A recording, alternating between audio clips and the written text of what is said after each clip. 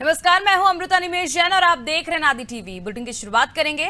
Uttarakhand high court ने धामी सरकार को 8 हफ्ते के अंदर प्रदेश में लोकायुक्त नियुक्त करने के आदेश दे दिए हैं। कोर्ट ने लोकायुक्त की नियुक्ति होने तक लोकायुक्त कार्यालय के खर्चों पर रोक लगा दी है। चीफ जस्टिस विपिन सांघी और जस्टिस राकेश थपलियाल की खंडपीठ ने लोकायुक्त की नियुक्ति और उनके कार्यालय के खर्चे पर सरकार से शपथ पत्र के जरिए जवाब मांगा था। इस पर सीएम धामी ने कहा था कि हम हाईकोर्ट के फैसले का सम्मान करते हैं। लोकायुक्त गठन का मामला विधानसभा में प्रवर समिति के अधीन है। विधानसभा के निर्णय के बाद सरकार इस पर निर्णय करेगी। सरकार भ्रष्टाचार पर जीरो टॉलरेंस की नीति के साथ काम कर रही है।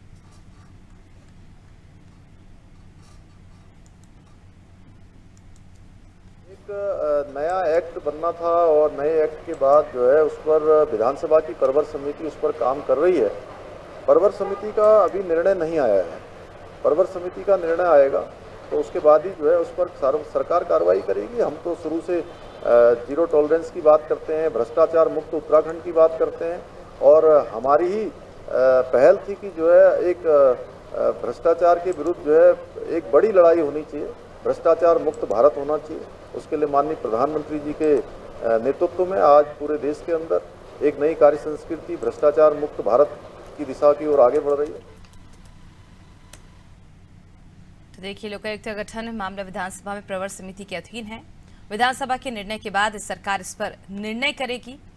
और आपको सुनाया हमने क्या कुछ सीएम धामी ने इस दौरान कहा। सरकार भ्रष्टाचार पर जीरो टॉलरेंस की नीति अपना रही है। इसके साथ ही लगातार उत्तराखंड में ये प्रयास किए जा रहे हैं सरकार की ओर से कि उत्तराखंड भ्रष्टाचार मुक्त हो। सिर्फ उत्तराखंड ही नहीं, पूरे देश भर में सरकार ये मुहिम चला रही है। चलिए ज्यादा जानकारी के लिए रुक कर लेते हैं संवाददाता सोनू सिंह की ओर। सोनू, सीएम धामी का कहना है कि प्रवर समिति के अधीन ये पूरा मामला है और कहीं ना कहीं अब इसमें सियासत भी देखने को मिल रही है। देखिए, क्योंकि मामला राजकाज से जुड़ा है, सियासत से जुड़ा है, यही वजह है कि हम इसमें सियासत भी अब देख रहे हैं। क्योंकि पहले से ही सरकार इस संकल्प को साकार करने के लिए लगातार प्रयास कर रही है कि उत्तराखंड जो है वो भ्रष्टाचार से मुक्त हो, और न सिर्फ उत्तराखंड बल्कि पूरा भारत जो है भ्रष्टाचार से मुक्त हो। इसी संकल्प को साकार करने के लिए राज्य सरकार, केंद्र सरकार प्रयास कर रही है और मुख्यमंत्री ने स्वयं इस बात को कहा है कि जीरो टॉलरेंस की नीति पर सरकार आगे कार्य कर रही है। और कहीं पर भी किसी भी स्तर पर, किसी भी डिपार्टमेंट में, किसी भी अधिकारी के स्तर पर कहीं भी कोई भी अनियमितता सामने आती है या भ्रष्टाचार का मामला सामने आता है तो सरकार उसको गंभीरता से लेते हुए उस अधिकारी पर एक्शन लेती है और एक नसीहत देने की कोशिश करती है कि भ्रष्टाचार को किसी भी सूरत में सरकार सहन करने वाली नहीं है। हाल ही में अगर कुछ दिन पहले की हम बात करें तो एक जो तत्कालीन आईएएस अधिकारी के पद पर कार्य कर रहे थे, रामविलास यादव, अनियमितताओं को और आय से अधिक संपत्ति के भ्रष्टाचार के मामले में सरकार ने जरा भी देर नहीं की और उनको सलाखों के पीछे पहुंचाया और अब उनकी जांच पड़ताल चल रही है, वो सलाखों के पीछे हैं। तो जो सरकार के मुखिया कह रहे हैं कि जो संकल्प सरकार का है इसको साकार करने के लिए सरकार प्रयास कर रही है और जीरो टॉलरेंस की नीति पर आगे बढ़ रही है। जिस तरह से कोर्ट ने अब ये बात कही है कि एक निश्चित समय सीमा में राज्य सरकार को लोकायुक्त की नियुक्ति करनी है और इस नियुक्ति को लेकर के कोर्ट ने ये भी एक हिदायत दी है कि जो भी खर्चे कार्यालय पर किए जा रहे हैं फिलहाल उनको रोक लगा दी जाए। अब सरकार ये सुनिश्चित कर रही है कि जो विधानसभा के अधिकार क्षेत्र में जो प्रवर समिति कार्य कर रही है वो जल्द से जल्द अपने कार्यों को आगे बढ़ाए और जो लोकायुक्त की नियुक्ति है वो राज्य में लोकायुक्त की नियुक्ति हो सके, ताकि जो छोटे छोटे भ्रष्टाचार के मामले कोर्ट की दहलीज पर पहुंच रहे हैं या चर्चाओं का विषय बन रहे हैं, इन मामलों पर विराम लगाया जा सके और जो लोकायुक्त की नियुक्ति हो जाएगी तो इस तरह के मामले जो हैं वो लोकायुक्त के पास पहुंचेंगे और फिर वहां से उनका समाधान हो सकेगा।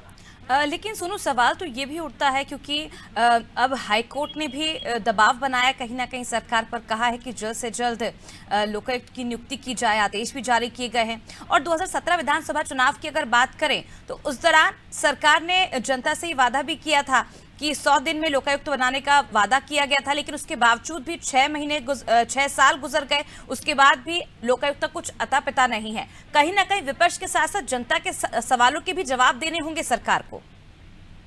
देखिए, बिल्कुल इसमें कोई दो राय नहीं है कि जब चुनाव हो रहा था तो जो भी पार्टी, चाहे वो पक्ष हो या विपक्ष हो, बीजेपी हो या कांग्रेस हो, इन दोनों ही पार्टी के नेताओं ने कई बार सार्वजनिक मंचों से इस बात को बयां किया था कि जब उनके दल की सरकार इस राज्य में बनेगी तो लोक आयुक्त की नियुक्ति की जाएगी, लोकायुक्त का गठन किया जाएगा और जीरो टॉलरेंस की नीति पर सरकार आगे कार्य करेगी। लिहाजा सरकार के मुखिया इस बात को कह तो रहे हैं, चूंकि जो उत्तराखंड में लोकायुक्त की नियुक्ति है इस पर पहले भी कई बार सियासत होती हुई नजर आई है। और अगर हम पिछले बीजेपी के शासनकाल की बात करें तो जो तत्कालीन मुख्यमंत्री रहे हैं उन्होंने इस बात को कहा था कि उत्तराखंड में कोई भ्रष्टाचार नहीं हो रहा है, लिहाजा उत्तराखंड में लोक आयुक्त की नियुक्ति जैसे विषय पर सोचने की राज्य सरकार को जरूरत ही नहीं है। क्योंकि एक बार फिर अब जनहित याचिका पर सुनवाई करते हुए हाईकोर्ट ने इस बात को कहा है कि लोकायुक्त की एक निश्चित समय सीमा में नियुक्ति की जाए और तब तक इसके कार्यालयों पर होने वाले खर्च पर रोक लगा दी जाए। क्योंकि मामला विधानसभा की प्रवर समिति के अधिकार क्षेत्र में, लिहाजा अब ये देखना होगा कि जो प्रवर समिति है वो किस रफ्तार से अपने कार्यों को आगे बढ़ाती है और जो लोक आयुक्त के गठन की बात है, लोकायुक्त की नियुक्ति की बात है, इस कार्य को कब तक राज्य सरकार विधानसभा की प्रवर समिति की रिपोर्ट के बाद आगे बढ़ा पाती है, ये देखना होगा। बिल्कुल सोनू, देखना होगा कि आखिर कब से आगे सरकार बढ़ाती है, क्योंकि 10 साल से बिना लोकायुक्त के दफ्तर चल रहा है। इस पर सरकार अब तक 30 करोड़ रुपए खर्च कर चुकी है। प्रदेश में सत्तारूढ़ भाजपा ने 2017 के विधानसभा चुनाव में जनता से सरकार गठन के 100 दिन में लोकायुक्त बनाने का वादा किया था, लेकिन 6 साल गुजर जाने के बाद भी लोकायुक्त का कुछ अता पता नहीं है। हालांकि विपक्ष के साथ साथ जनता को भी जवाब देना होगा और इस सवाल पर सरकार से जब भी सवाल किया जाता है तो सरकार आखिर मौन क्यों है, इससे भी कई तरह के जो सवाल है वो विपक्ष खड़े कर रही है। और कहीं ना कहीं आने वाले चुनाव में अगर लोकायुक्त की नियुक्ति नहीं होती है तो सरकार को इसका खामियाजा भुगतना पड़ेगा।